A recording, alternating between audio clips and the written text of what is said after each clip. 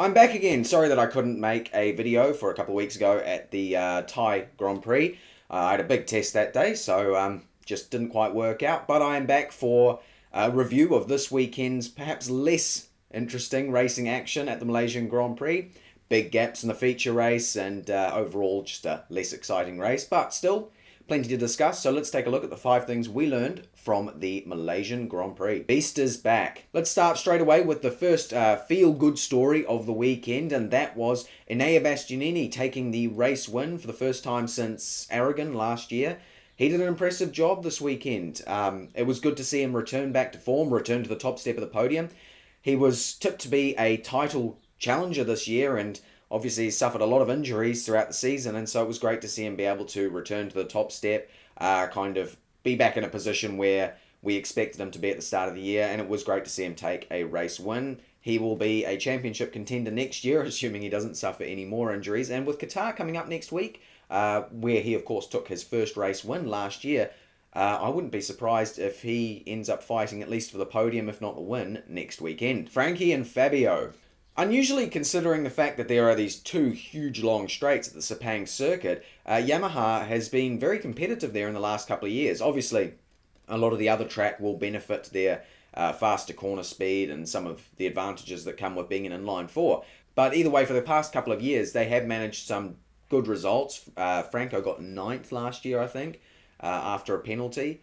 And Fabio got a podium last year at Sepang, and this year was very similar, with Fabio getting 5th and I think Franco crossing the line in 7th. A very good ride from both of them, and it was nice to see the Yamahas collecting decent points from both of their riders rather than just Fabio doing an amazing job, as he quite often does.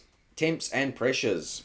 In Silverstone, we saw a new, slightly controversial rule being introduced around front tyre pressure, and this became a big discussion this weekend, with Thailand being an event where we saw the first ever penalty occur for a rider running under the tyre pressure limit for too long. Basically, the rule states, if you haven't read about it, that if a rider runs more than 50% of the laps under the legal tyre pressure limit, they get penalised by 3 seconds. Each rider does get a warning for their first offence in a race, and this is quite critical because in Thailand we saw the first ever penalty go the way of Aleix Espargaro for running under the tyre pressure limit for too long, and we saw Jorge Martin get a warning. This weekend we saw Pecco Bagnaia get a warning as well as a few others, and this is a bit concerning because we've got 2 rounds left and these 2 riders are our title contenders, and in theory that means that the title could be decided thanks to one of them getting a penalty for a controversial rule. And that would be really disappointing to see. Wrecking record. So, discussing something that's a little bit more sad, but let's be honest, we knew it was coming. Repsol Honda, made it to the 50 crashes in a season mark. A very impressive record, no doubt. A half century of crashes, split between 2 riders who haven't been there for much of the year, shows the kind of hole that Honda is in. It's no wonder that Marquez is leaving. Second sprint. Alex Marquez did an impressive job this weekend to take the sprint victory and also get a solid second place from Pecco Bagnaia, despite being on older machinery than those around him. He was looking quick, and you got to say that race win is coming for him on the Ducati, because when he shows up on weekends like this, he can be impressively quick.